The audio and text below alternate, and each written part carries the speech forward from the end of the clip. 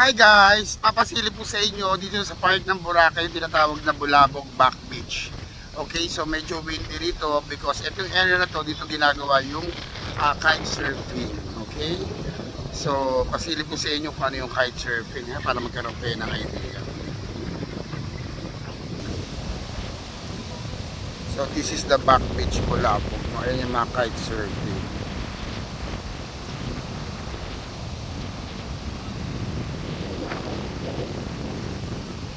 Banda doon, going there is Mount Luho. Pupunta tayo doon mamaya, yung pinaka-peak ng Boracay, doon makikita. Ayun ang mga kite surfing.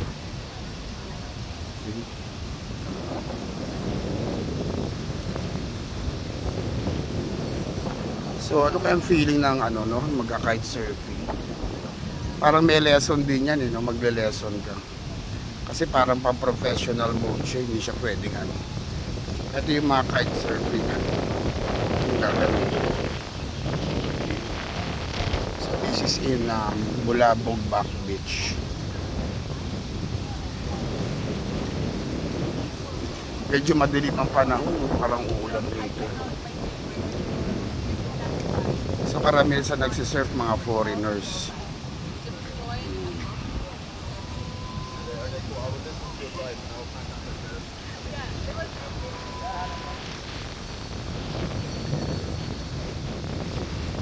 May mga nagtitake din ng picture. A lot of foreigners here. Ayan. So camera muna tayo sa we are walking here. Ganda rito. May mga nagtitake. Para siya mag-search. So lakad-lakad lang, recharge. Okay, feeling tourist tayo today.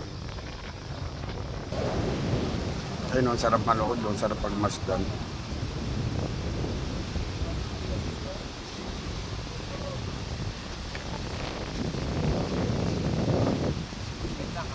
May ibang kulay. May black. Ang maganda kulay.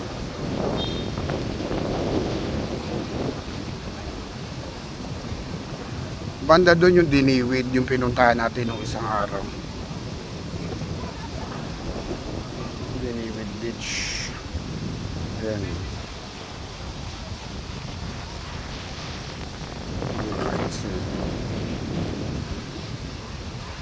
Kakaitser. Ayun. Perfect.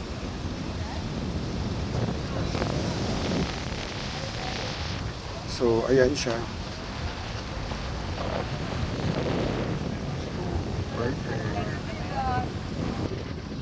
Bulabog Beach, Boracay Island. Okay. So, this is located Bulabog Back Beach.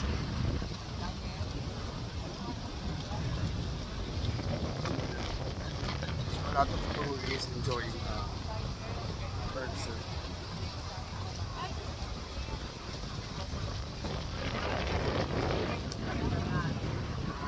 Yan. Lilipad na yun.